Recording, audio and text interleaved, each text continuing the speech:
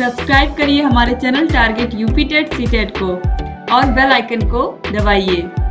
Hello दोस्तों, मैं आनंद स्वागत करता हूं आप सभी का आपके अपने चैनल और app target UP TET CTET में। दोस्तों, आज जो आपका डीएलएड सेकेंड सेमेस्टर का गणित विषय का पेपर हुआ है 9 जनवरी 2024 को, इसका संपूर्ण यहाँ पे हल हम देखने वाले हैं। देखिए, सेकेंड सेमेस्टर 2023 में ही ये पेपर होना था आपका गणित का चतुर्थ प्रश्न पत्र। यहाँ पे देखिए सभी प्रश्नों का हम उत्तर देखते हुए चलेंगे और आप सभी लोग मिला लीजिए आपके कितने नंबर आ रहे हैं और वो कमेंट करके बताइए। देखिए, सबसे पहले बहुविकल्पी प्रश्न, ऋण पूर्णांक संख्या है, कौन सी संख्या इसमें ऋण पूर्णांक है? तो देखिए, ये ऋणात्मक संख्या तो है, संख्या ऋणात्मक होनी चाहिए और पूर्णांक होनी चाहिए।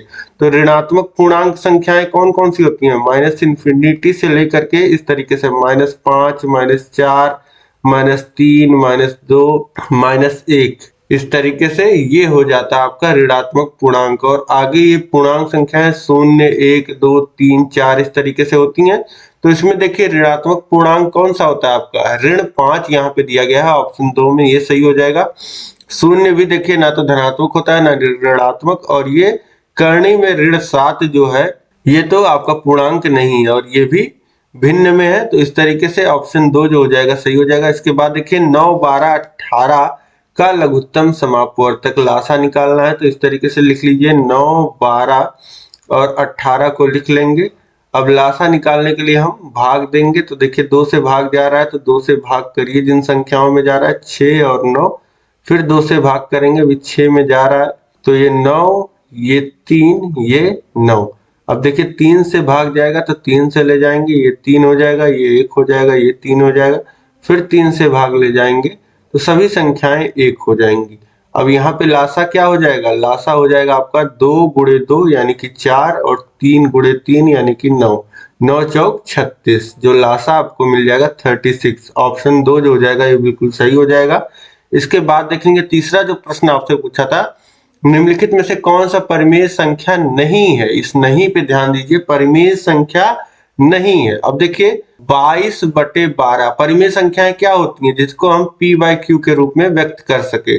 तो 22/12 देखिए p/q के रूप में है, और 0.78 ये क्या है? इसको भी चाहे तो आप 78/100 लिख सकते हैं, ये भी p/q के रूप में आ गया। अब चौथा ऑप्शन देखिए, तो 5/√36 है, तो ये कितना हो जाएगा? सॉल्व होके 6 हो जाएगा, तो ये भी कितना हो जाएगा? 5/6, ये भी p/q के रूप में आ गया। अब पाई पे लोग कंफ्यूज हुए होंगे। पाई का जो मान होता है आपको पता होता है 22/7 होता है, लेकिन ये अप्रोक्सीमेट वैल्यू होती है। ये हम कहीं कहीं प्रश्नों को आसानी से हल करने के लिए लिखते हैं, लेकिन जो एग्जैक्ट वैल्यू होती है पाई की होती है 3.14, और इस तरीके से ये चलता रहता है, ये खत्म नहीं होता है। ये ना तो खत्म होता है ना ही संख्याएं अपने आप को रिपीट करती हैं। तो इसे हम किसी भी संख्या के इस तरीके से किसी भी भिन्न के रूप में नहीं लिख पाते हैं, ठीक है। ये जो भिन्न के रूप में लिखा गया वो अप्रोक्सीमेट एग्जैक्ट मान नहीं दर्शाता है। तो एग्जैक्ट मान जो होता है पाई को, उसको हम p/q के रूप में व्यक्त नहीं कर सकते हैं, पाई का जो एग्जैक्ट मान होता है। तो इसलिए पाई जो होता है वह परिमेय संख्या नहीं होती है, ठीक है। तो ऐसी ही जो इस तरीके की दशमलव मान होते हैं वो भी अपरिमेय संख्या में आते हैं, 3.14, और इस तरीके से ये जो खत्म ना हो चलता रहे, ऐसी संख्याएं अपरिमेय संख्याएं आती हैं। तो वही यहाँ पे पूछा था, जो परिमेय संख्या ना हो, तो पाई क्या है? एक अपरिमेय संख्या है। इसके बाद देखिए अगला प्रश्न है, प्रश्न संख्या 4, 9.5 का होल स्क्वायर का मान ज्ञात कीजिए। तो ये निकालने के लिए 9.5 गुणे 9.5 आप चाहे कर लीजिए। देखिए 5 × 5 = 25, कहाँ से लगा 2 और 5 × 45, 2 × 47, 7 और 9 × 5 = 45 के 5 हाथ से लगा 4, 9 × 9 = 81 और 85 85। तो देखिए 5 और ये 7, 5 2 हाथ से लगा 1, 9 1 10 हाथ से लगा 1, ये 90.25। तो इसका मान कितना आ गया? 90.25, ठीक है। इसको आप इस तरीके से भी सॉल्व कर सकते हैं, 10 - 0.5 का होल स्क्वायर, a - b का होल स्क्वायर का फॉर्मूला लगा करके भी, चाहे इस तरीके से, दोनों ही आसान है, चाहे जैसे कर लीजिए।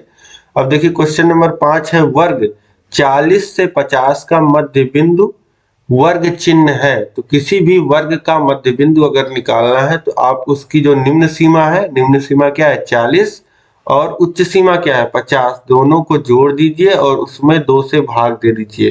तो ये आ जाएगा 90/2 और मान कितना आ जाएगा 45। तो देखिए ऑप्शंस में ऑप्शन 2 में दिया गया है 45, ये बिल्कुल सही हो जाएगा। ठीक है, तो इस तरीके से यहाँ पे आपने देख लिया कितने पांचों जो बहुविकल्पी प्रश्न हैं आपके सही हैं या नहीं है, आप मिला लीजिए। ये बहुविकल्पी और अतिलघुत्तरीय प्रश्नों का सही होना बहुत ही आवश्यक होता है स्कोर करने के लिए। कोई नहीं, अब आगे हम देखते हैं आपके पेपर्स के अतिलघुत्तरीय प्रश्नों को। देखिए अतिलघुत्तरीय प्रश्नों में है प्रश्न संख्या 6, एक कक्ष की लंबाई 10 मीटर, चौड़ाई 6 मीटर, ऊंचाई 5 मीटर, कक्ष के चारों दीवारों का क्षेत्रफल ज्ञात कीजिए। अब देखिए किसी भी कमरे में, कक्ष यानी कि कमरे में जो चारों दीवारों का क्षेत्रफल होता है, अब जिस भी कमरे में आप बैठे हैं, जिस भी क्लास में बैठे हैं, उसको इमेजिन करिए चारों दीवारों का क्षेत्रफल निकालना होगा। तो आप सोचिए कि आपके सामने जो दीवार है वह अगर लंबाई वाली दीवार है, ठीक है, लंबाई वाली दीवार है, तो उसमें लंबाई गुणे ऊंचाई से उसका क्षेत्रफल निकलेगा। आप आयत की तरह, दीवारों का जो क्षेत्रफल है वह आयत की तरह है। आयत का कैसे निकलता है, लंबाई गुणे चौड़ाई से। लेकिन जो सामने की दीवार होगी आपकी, अगर वो लंबाई का सिरा है तो देखिए इसमें हर एक में ऊंचाई से गुणा होगा, ठीक है, क्योंकि आपकी चौड़ाई तो जो नीचे फर्श है उसमें चौड़ाई है, लेकिन यहाँ पे जब हम देखेंगे तो यहाँ की चौड़ाई जो होगी दीवार की वह ऊंचाई होगी। ठीक है, तो इसलिए ऊंचाई का मान रखा जाएगा। ठीक है, तो समझ पा रहे होंगे आप, इसमें क्या होगा लंबाई गुणे ऊंचाई, ठीक, ये हो जाएगा L। और इसी तरीके से जो पीछे वाली दीवार है उसका भी यही होगा L इंटू एच, और प्लस जो अगल बगल की दीवारें हैं उनका क्या होगा, उनका जो लंबाई जो होगी वह चौड़ाई होगी और जो चौड़ाई होगी वह ऊंचाई होगी। ठीक है, तो इमेजिन करके देखिए, आप समझ जाएंगे। तो ये B इंटू एच, इसीलिए डायरेक्ट फॉर्मूला लिखा जाता है 2 इंटू एच और ब्रैकेट में L प्लस बी। अब यही फॉर्मूला लगा दीजिए, 2 गुणे एच, ऊंचाई कितनी है, ऊंचाई है 5 मीटर, तो 2 गुणे 5 और लंबाई और चौड़ाई को जोड़ेंगे तो 10 धन 6, और ये कितना आ जाएगा, 2 का गुणा होगा 5 में 10 और गुणे 16, तो कितना आ जाएगा 160। तो आ जाएगा 160 और सब कुछ मीटर में है, तो मीटर स्क्वायर या वर्ग मीटर लिख सकते हैं। इसके बाद देखिए अगला प्रश्न है, प्रश्न संख्या 7, दो संख्याओं का योग 15 है, उनमें से एक संख्या दूसरी की 4 गुनी है, तो संख्याओं को ज्ञात कीजिए। अब बोल रहा है कि दो संख्याओं का योग 15 है और एक संख्या, माना एक संख्या x है, तो दूसरी संख्या क्या हो जाएगी, बोला है कि दूसरी संख्या जो है वह पहली संख्या की 4 गुनी है, यही बोल रहा है। अगर एक संख्या को आप x मानेंगे तो दूसरी संख्या क्या हो जाएगी, ये 4x हो जाएगी, और यहाँ पे क्या हो जाएगा, अब बोला कि दोनों का योग जो है वह 15 है, यानी कि x धन 4x, यह बराबर कितना है 15 के है, यानी कि 5x बराबर 15 है। x बराबर कितना आ जाएगा 15/5, 5 उधर जाएगा तो ये आ जाएगा 3, x का मान 3 आ गया, यानी कि एक संख्या जो हो जाएगा वह 3 हो जाएगा और दूसरी संख्या 4x, यानी कि ये कितना हो जाएगा 4 गुणे 3 12, तो एक संख्या 3 निकल के आ जाएगी, एक 12 आ जाएगी, और 3 और 12 कितना होता है 15, जो कि दिया गया था आपको। ठीक, तो इस तरीके से ये सॉल्व हो जाएगा। इसके बाद देखिए अगला प्रश्न है, प्रश्न संख्या 8, 6 सेंटीमीटर और 4 सेंटीमीटर के दो घनों को, क्यूब को पिघला करके एक बड़ा घन बनाया गया, बड़े घन का आयतन ज्ञात कीजिए। तो दो घनों को यहाँ पर पिघलाया गया है और एक बड़ा घन बनाया गया, उस बड़े घन का आयतन आपसे पूछा जा रहा है। तो देखिए ये प्रश्न संख्या 8 है आपका, दो घन है, एक जो घन है जिसकी भुजा जो है वह 6 सेंटीमीटर है और दूसरा जो घन है उसकी भुजा है 4 सेंटीमीटर, और इन दोनों को पिघलाया जा रहा है और इससे एक बड़ा घन बनाया जा रहा है। तो यहाँ पे देखिए होगा क्या कि इस जो A1 भुजा का घन है उसका जो वॉल्यूम होगा, इसका जो आयतन होगा वह होगा V1, और V1 कितना होगा A1 का क्यूब होगा, इसका जो आयतन आ जाएगा वह 6 का क्यूब, यानी कि 6 का क्यूब होता है 216, और ये V2 जो आ जाएगा वॉल्यूम, इसका आयतन दूसरे घन का, वह A2 का क्यूब आ जाएगा, जो कि 4 का क्यूब, 4 चौक 16, 16 चौक 64, ये 64 आ जाएगा।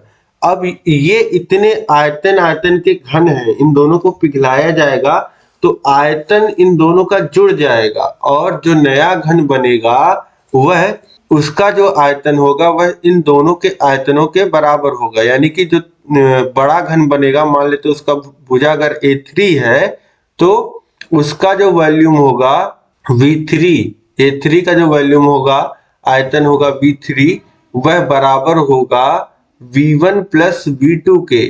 ठीक है, तो यहां से यही होगा जो आप लिखिएगा कि बड़े घन का आयतन दोनों छोटो घनों के आयतन से मिलकर के बनेगा। तो वही यहाँ पे बस यही इतना आपको सॉल्व करना था। V3 बराबर हो जाएगा 216 धन 64, ये आ जाएगा कितना आपका 10 7 और 1 8, 280, ये आ गया 280।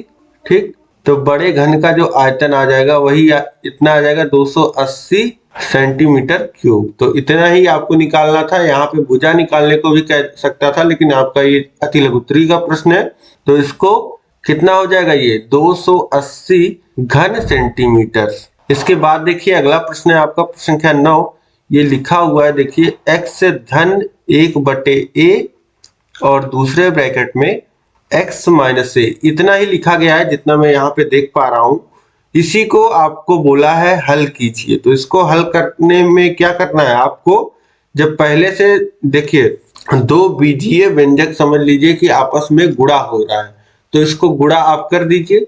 x धन 1/a और दूसरे ब्रैकेट में है x माइनस a दिया है। यहाँ पे अगर x माइनस 1/a होता तो a square minus b square का फॉर्मूला लग जाता। लेकिन अब देखिए यहाँ पे इस पहले पद का इन दोनों पदों में गुणा होगा। ठीक है, यानी कि इसको लिखेंगे x into x minus a, फिर इस दूसरा वाला जो पद है 1/a का गुणा इस पूरे दोनों पदों में होगा। तो इसको अब लिख सकते हैं इतना। देखिए अब ये जो हो जाएगा, इसको इतना लिख देंगे, x का गुणा दोनों पदों में होगा और फिर 1/a का गुणा दोनों पदों में होगा। तो ये हो जाएगा, अब गुणा करिए, x का गुणा दोनों पदों में, x में होगा तो x स्क्वायर हो जाएगा और a में होगा तो माइनस ax हो जाएगा। फिर प्लस 1/a का गुणा कर लीजिए x में, तो हो जाएगा x/a और ये हो जाएगा -1। अब इसके आगे सॉल्व करिए, तो ये हो जाएगा एक्स स्क्वायर और यहाँ पे देखिए दोनों पदों में x है तो x कॉमन ले सकते हैं और माइनस एक्स कॉमन ले लेते हैं, तो यहाँ पे हो जाएगा a और यहाँ पे हो जाएगा -1/a। देखिए माइनस एक्स कॉमन लिया है तो यहाँ पे प्लस था तो माइनस हो जाएगा। ठीक, अब यहाँ पे -1। अब यही सोल्यूशन हो जाएगा, यही आपका हल हो जाएगा। ठीक है, और यहाँ पे इसी पे आप छोड़ सकते हैं। अगर यहाँ पे 1/a दिया होता तो आपका अलग फॉर्मूला लग जाता है और बाकी इसके आगे आप कुछ सॉल्व नहीं कर सकते हैं, तो यहीं पे छोड़ सकते हैं। अब यही आपका हल हो जाएगा। इसके बाद देखिए अगला प्रश्न है प्रश्न संख्या 10। 89 के अंकों को परस्पर बदलने में प्राप्त संख्या मूल संख्या से कितनी अधिक होगी। अब 89 के अंकों को, ठीक है, परस्पर बदल देंगे। जैसे 89 के अंकों को परस्पर बदलने का मतलब है जहां पे 8 है वहां पे 9 कर दीजिए, जहां पे 9 है वहां पे 8 कर दीजिए। यानी कि अब ये संख्या कितनी हो जाएगी, 98 हो जाएगी।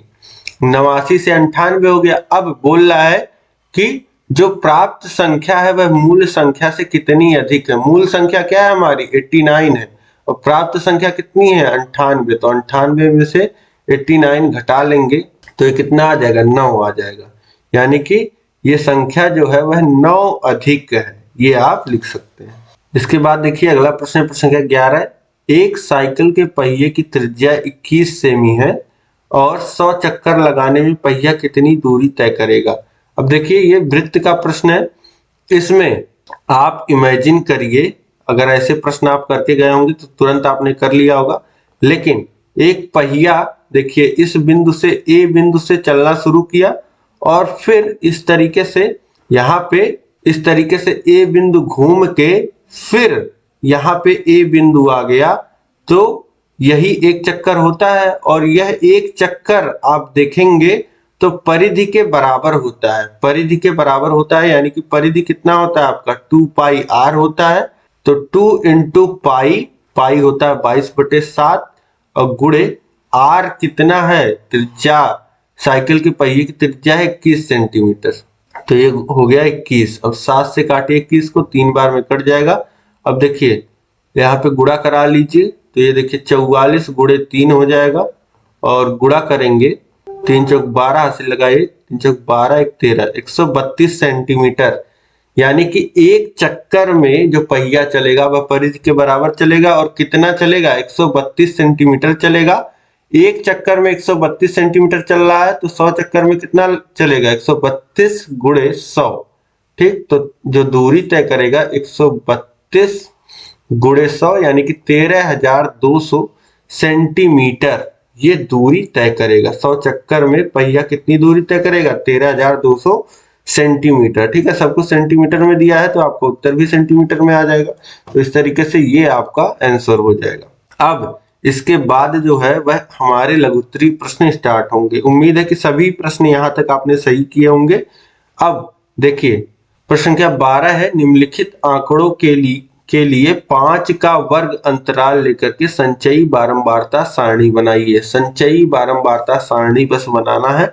संचयी बारंबारता सारणी क्या बताता है कि अभी तक कितने पद आ चुके हैं और यहाँ पे आपको वर्ग अंतराल भी रखना है, 5 का वर्ग अंतराल। तो संख्याओं को ध्यान से देख लीजिए। जो संख्या है 4, 8, 11, 15, 16, 20, 28, 27, 26, 40, 32, 48, ये देखिए पहले भी पूछा हुआ प्रश्न है, फिर से पूछा है और ये मैंने आपको कराया भी था, आपकी सीरीज का ही प्रश्न है। देखिए यहाँ पे अब जब आंसर आप लिखेंगे तो सबसे पहला काम जो आप करेंगे, जो भी संख्याएं दी गई हैं उनको एक क्रम में लगा लीजिए। छोटी संख्याओं से फिर बड़ी संख्याओं तक लिखेंगे। तो देखिए 4, 8, 11, 15, 16, फिर 20, यहाँ तक तो देखिए क्रम में ही है। उसके बाद अब देखिए 26 आ रहा है, 26 लिखेंगे, फिर 27 आ रहा है, 27 लिखेंगे, 28 लिखेंगे और फिर देखिए आ रही है संख्या 32, 32 लिखेंगे।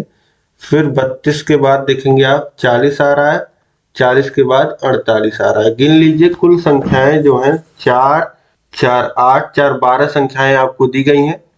अब यहाँ पे बोला है प्रश्न में कि 5 5 का वर्ग बनाना है। तो जो संख्या है देखिए 4 से शुरू हो रही है, 48 तक जा रही है, यानी कि 4 को आप समझ लीजिए कि 0 से शुरू हो रही है और 48 के बाद तुरंत 50 तक जा रही है। तो अब हम जो वर्ग अंतराल लेंगे, वर्ग अंतराल जो होगा हमारा वह 5 5 का लेना है। तो 0 से 5 लेंगे, फिर 5 से 10 लेंगे, ठीक, 10 से 15 आएगा, 15 से 20 आएगा, 20 से 25 आएगा, 25 से 30 आएगा, 30 से 35 आएगा, इसके आगे 35 से 40 आएगा, 40 से देखिए 45 आएगा, 45 से 50। तो यही 50 तक, 50 से पहले पहले संख्याएं हैं। अब हमको बारंबारता और संचयी बारंबारता जब बोला है लिखने को, सारणी बनाने को, तो पहले बारंबारता लिखेंगे फिर संचयी बारंबारता लिखेंगे, क्योंकि बारंबारता जब लिखे रहते हैं तभी हम संचयी बारंबारता लिख पाते हैं। ठीक है, तो अब 0 से 5, तो देखिए 0 से लेकर के 5 से जस्ट पहले पहले जितनी संख्याएं आ रही हैं वह इसमें आएगा। तो कितनी संख्या आ रही है, 4, केवल एक संख्या है। देखिए ना 0 आ रहा है, ना 1, ना 2, ना 3, 4 आ रहा है और 4 से बड़ी मतलब 5 तो आए, 5 को हम इसमें रखेंगे नहीं, 5 को हम अगले वर्ग अंतराल में रखेंगे। तो 4 आ रहा है तो बारंबारता 1 हो गया और अभी तक एक संख्या आ गई तो संचयी बारंबारता भी 1 हो गया। अब इसके बाद 5 से 10 में देखिए तो ना 5 आ रहा है, ना 6 आ रहा है, ना 7 आ रहा है, अब 8 आ रहा है, 1 हो गया। और 8 कितनी बार आया, 8 भी एक ही बार आया, 1, और 9 नहीं आ रहा है। तो कितनी संख्याएं आ गई, 5 से और 10 से पहले पहले, तो एक संख्या। तो अब ये देखिए एक संख्या पहले आई थी, एक और आ रही है, तो संचयी बारंबारता 1 धन 1 2 हो जाएगा। फिर 10 से 15 तक आप देखेंगे तो 10 नहीं आ रहा है, 11 आ रहा है और फिर ये 15 जो है, इस 15 को हम 10 से 15 तक में नहीं रखेंगे, 15 तक मतलब 15 से पहले पहले की संख्याओं को रखेंगे, 15 को अगले वर्ग में रखेंगे। यानी कि यहाँ भी एक संख्या आ रही है और दो संख्याएं पहले थी, एक संख्या और आ गई 3। अब इसके बाद इसी तरीके से 15 जो होगा वह इस वर्ग अंतराल में गिना जाएगा, 15 से 20 में, और 16 और 20 जो है ये इसमें नहीं लिया जाएगा, 15 से 20 में, ये अगले में जोड़ेंगे। तो 15 से 20 में दो संख्याएं आ गई, 15 और 16, 20 अगले में जोड़ा जाएगा। 3 संख्याएं आई थी, 2 संख्याएं और आई हैं, 5 हो जाएगा। अब देखिए 20 से 25 में केवल 20 एक संख्या आ रहा है और ये हो जाएगा आपका संचयी बारंबारता 6। ठीक, तो ये भी हो गया आपका। अब इसके बाद 26 देखिए, तो 26 इसमें आएगा 25 से 30 में, और 27 बीसी में आएगा, 28 बीसी में आएगा। तो 3 संख्याएं 26, 27, 28 ये इस वर्ग अंतराल में आ रही हैं 25 से 30 में। तो यहाँ पे बारंबारता 3 हो जाएगा, और 6 संख्याएं पहले आई थी, 3 संख्याएं और आ गई। तो संचयी बारंबारता कितना हो गया? 6 धन 3 9 हो गया। अब 30 से 35 के बीच में आ रहा है, देखिए 32, 30 से 35 के बीच में 32 एक संख्या आ रही है और संचयी बारंबारता 10 हो गया। इसके बाद देखिए 35 से 40 में 35, 36, 37, 38, 39 कोई भी संख्या नहीं आ रही है, तो बारंबारता 0, और 10 धन 0 कोई संख्या नहीं आई, तो 10 ही रह जाएगा संचयी बारंबारता। 40 से 45 के बीच में आप देखेंगे तो 40 आ रहा है, तो ये हो जाएगा 1, और संचयी बारंबारता 11 हो जाएगा, 10 धन 1। और 48 देखिए 45 से 50 के बीच में एक संख्या आ रही है 48, तो ये 12।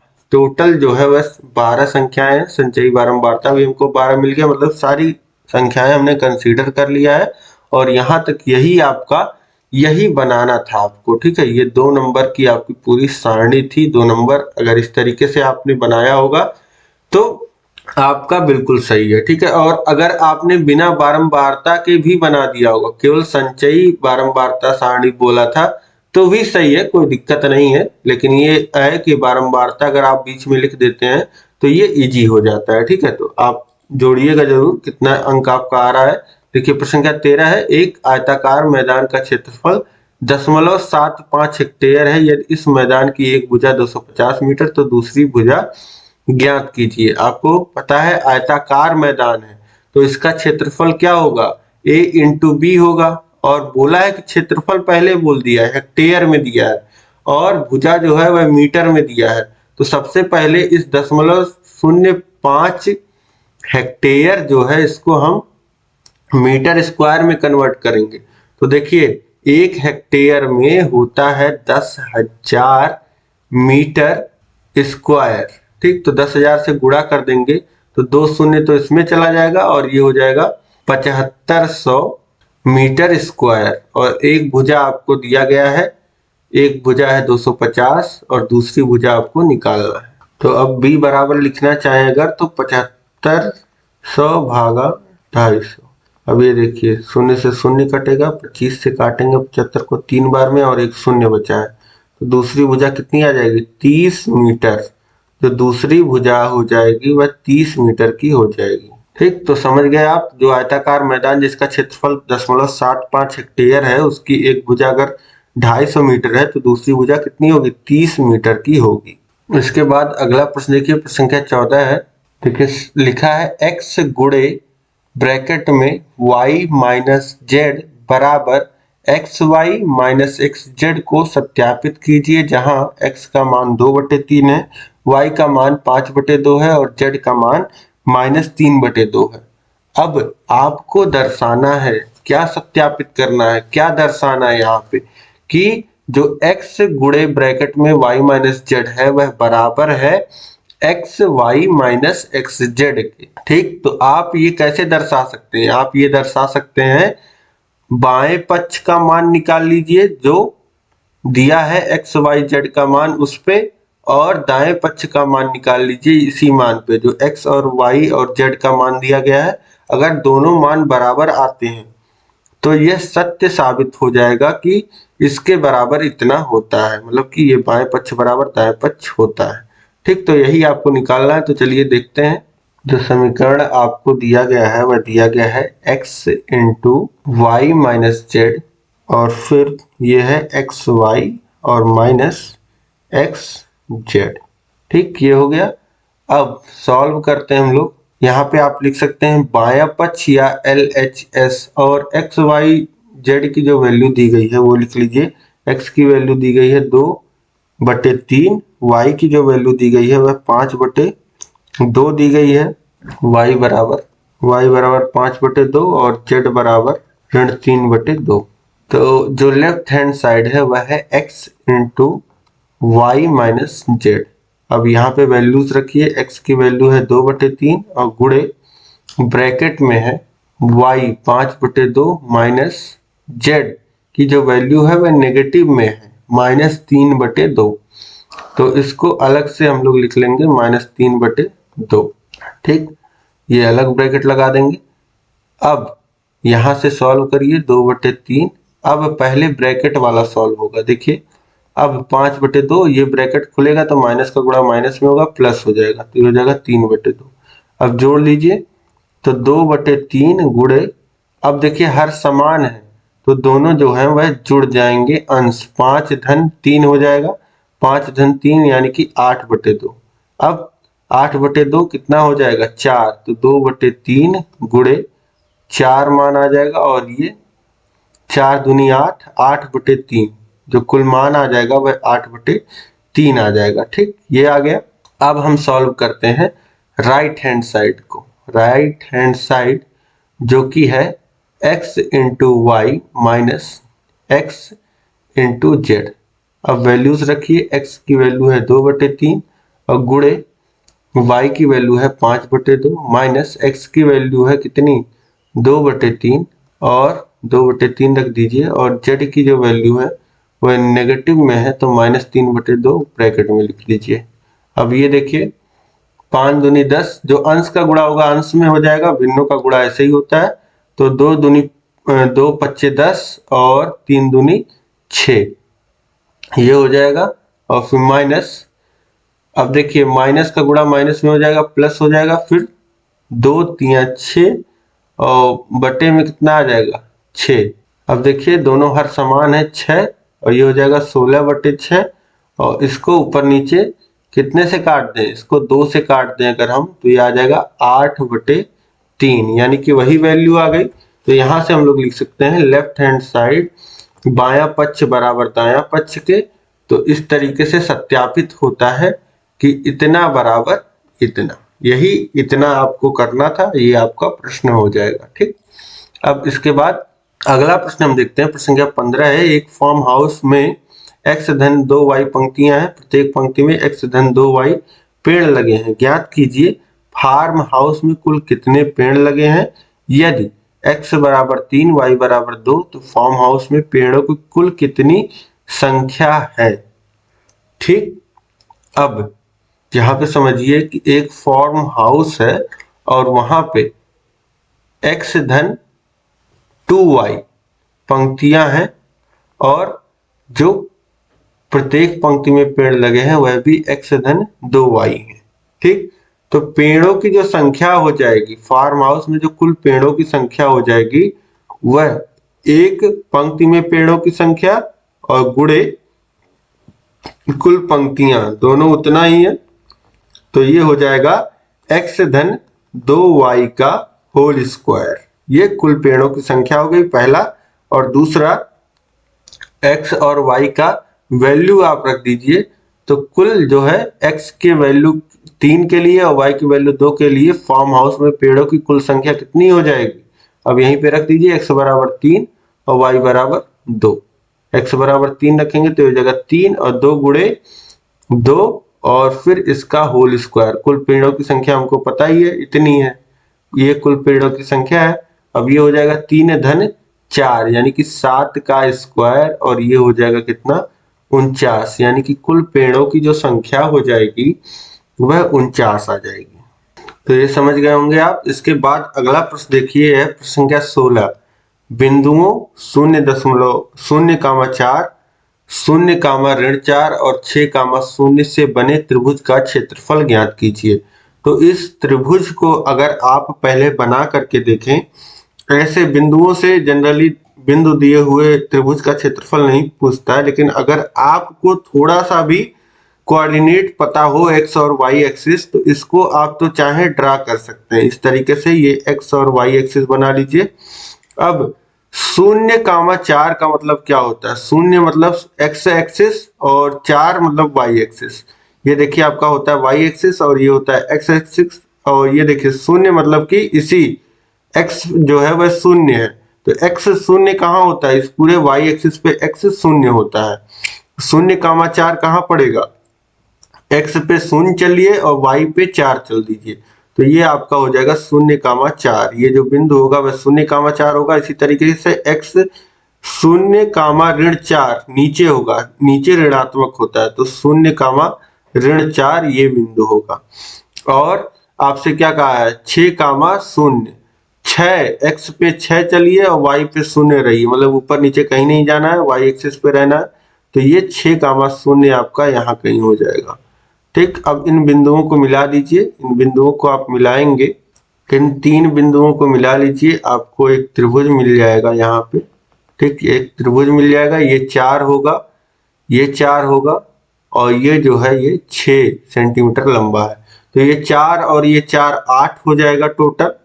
ठीक है, अगर इसको हम लोग ए बिंदु नाम दें और इसको बी और इसको सी, तो जो BC होगा ये आपका आधार होगा और इसकी लंबाई जो होगी 4 × 4 8 हो जाएगी।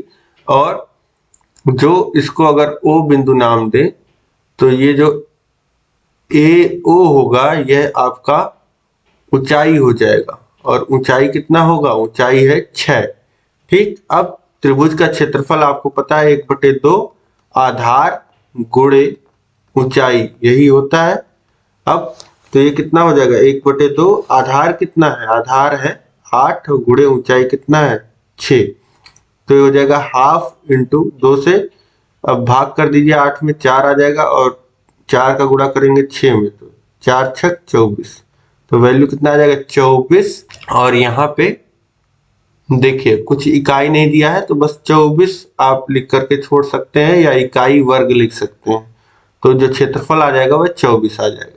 अब इसके बाद देखिए अगला प्रश्न है, प्रश्न संख्या 17। पार्श्व चित्र में त्रिभुज ABC और त्रिभुज PQR समरूप हैं, त्रिभुज PQR की शेष भुजाएं ज्ञात कीजिए। देखिए बिल्कुल पिछले वर्षों में पूछा हुआ प्रश्न है और यहाँ पे आपको समरूप त्रिभुज में आपको पता होता है कि जो संलग्न भुजाओं का अनुपात होता है वह बराबर होता है। अब छोटा वाला त्रिभुज PQR देखिए और बड़ा वाला त्रिभुज ABC देखिए, तो इसकी संलग्न भुजा त्रिभुज PQR में देखिए QR दिया है और इसमें त्रिभुज ABC में सब दिया है। तो त्रिभुज, अगर ये दोनों त्रिभुज समरूप हैं तो इनकी जो भुजा है ये क्या? BC/QR जो होगा वह बराबर होगा बाकी सभी भुजाओं के अनुपात के। तो BC/QR बराबर लिख सकते हैं AB/PQ और बराबर लिख सकते हैं AC/PR। AC/PR।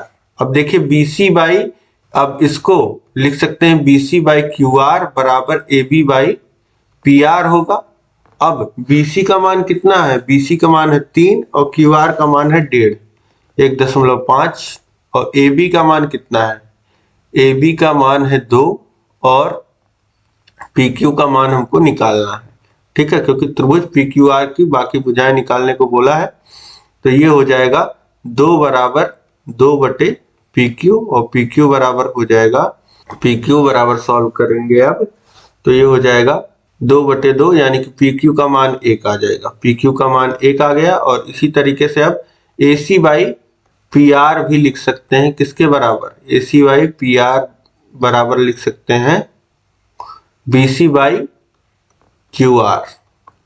अब AC/PR, AC का जो मान है वह 2.8 है और PR का मान हमको निकालना है। और BC का मान आपको पता है BC/QR, अभी मान हमने निकाला कितना आया है? 2। तो PR बराबर हो जाएगा, PR का गुणा होगा 2 में और बराबर होगा 2.8 के। और फिर PR बराबर लिखना चाहेंगे तो 2.8/2 लिखेंगे यानी कि 1.4, यानी कि PR का जो मान आ जाएगा 1.4 आ जाएगा और PQ का जो मान आ जाएगा 1 आ जाएगा। ठीक, तो बहुत ही आसान है, पुराने वर्षों में पहले भी पूछा गया है ये प्रश्न। अब इसके बाद आपका लास्ट क्वेश्चन यहाँ पे बचता है। लास्ट प्रश्न को हम देखेंगे। लास्ट प्रश्न पढ़िए और समझिए क्या कह रहा है। देखिए कह रहा है एक घन की कोर जो है वह 12 सेंटीमीटर है, तो उसका आयतन, विकर्ण की लंबाई और संपूर्ण पृष्ठ ज्ञात कीजिए। एक घन है यानी कि क्यूब है, उसका आयतन निकालना है। उसका आयतन जो होता है, उसका वॉल्यूम आयतन जो होता है V बराबर होता है भुजा का क्यूब, यानी कि A क्यूब, यानी कि आयतन कितना आ जाएगा 12 का क्यूब। और 12 का क्यूब होता है 1728। ठीक है, चाहे आप इतना कर लीजिएगा। 12 का स्क्वायर अगर आपको पता है तो 12 का स्क्वायर 144, फिर इसमें 12 का गुणा कर लीजिए तो आ जाएगा 8 8 2 और 4 4 1, फिर 8 12 और ये 7 और 1 1728। इस तरीके से आ गया। अब इसके बाद आगे देखिए क्या पूछ रहा है, उसका आयतन, विकर्ण की लंबाई। अब आपको पता है वर्ग में जो वर्ग के विकर्ण की लंबाई होती है वह a√2 होती है, और जो घन का विकर्ण होता है वह a√3 होता है। यानी कि अगर भुजा है a तो उसके विकर्ण की लंबाई होगी a√3, यानी कि 12√3, जो मान आ जाएगा 12√3 आ जाएगा। ये हो गया आयतन, विकर्ण की लंबाई और संपूर्ण पृष्ठ। संपूर्ण पृष्ठ मतलब होता है 6 फलक होते हैं आपके घन में, और हर एक फलक का जो एरिया होता है वह कितना होता है, वह एक वर्ग का एरिया a² होता है, और 6 होते हैं तो 6 गुणे a², यानी कि ये हो जाएगा 6 गुणे 12 का स्क्वायर, यानी कि 6 गुणे 144। अब गुणा कर लीजिए, 6 चौक 24 के 4, हाथ से लगा 2, 24 और 2 26, और फिर 6 का नम 6 और 2 8, 864 और सेंटीमीटर स्क्वायर, और ये आपका आएगा सेंटीमीटर क्यूब में। ठीक है, तो इस तरीके से आपका ये पूरा सॉल्यूशन यहाँ पे हो गया। पूरा पेपर जो है आपका, उम्मीद है कि बहुत अच्छे से आप करके आए होंगे। कितना नंबर आपका आ रहा है आप अभी कमेंट करके देख लीजिए, नहीं तो बाद में आपको कंफ्यूजन होता है कि कौन सा मैंने सही किया, कौन सा गलत किया। ये सारी चीजें, कंफ्यूजन से आप दूर रहिएगा। ठीक है, और मैथ में ये लोग बैक भी ज्यादा लगा देते हैं, तो स्क्रूटनी में भी आपको मदद करेगा। लेकिन भगवान ना करे किसी की भी बैक लगे। आप बहुत अच्छे से पेपर करके आए होंगे उम्मीद है। तो सभी लोग अधिक से अधिक मात्रा में बताएं कि यह क्लास आपको कैसी लगी और कितने नंबर आपके बन रहे हैं, और उम्मीद है कि आपको यहाँ पे सब कुछ, सारे प्रश्न, सारे डाउट्स आपको क्लियर हो गए होंगे। फिर भी कोई डाउट हो तो नीचे कमेंट करके क्वेश्चन नंबर बताइएगा, और इसी तरीके से लगातार आप चैनल से बने रहिए। इसको लाइक कर दीजिए, इस क्लास को लाइक कर दीजिए, और अपने सभी मित्रों में शेयर कर दीजिए, सभी ग्रुपों में शेयर कर दीजिए। देखिए कम समय में पूरा सोल्यूशन मैंने आपको दे दिया है, तुरंत जैसे ही आपका पेपर हुआ है। और चैनल को अभी तक अगर आपने सब्सक्राइब नहीं किया है तो सब्सक्राइब कर लीजिए, और उसके बगल है बेल आइकन, उस पर ऑल सिलेक्ट कर लीजिए। डीएलएड के लिए आप कहीं भी इससे अच्छा और इतना ज्यादा कंटेंट आपको कहीं नहीं मिलेगा। तो सब कुछ हमने करा रखा है, आप देखते ही होंगे। तो इस तरीके से आप चैनल को सब्सक्राइब कर लीजिए। बाकी नेक्स्ट सेमेस्टर का भी सब कुछ आपका हमने पढ़ा रखा है, लिंक आपको नीचे डिस्क्रिप्शन में मिल जाएगा। तो जरूर आप इसी तरीके से चैनल से बने रहिए। मिलेंगे हम लोग नेक्स्ट क्लास में। जय हिंद, जय भारत।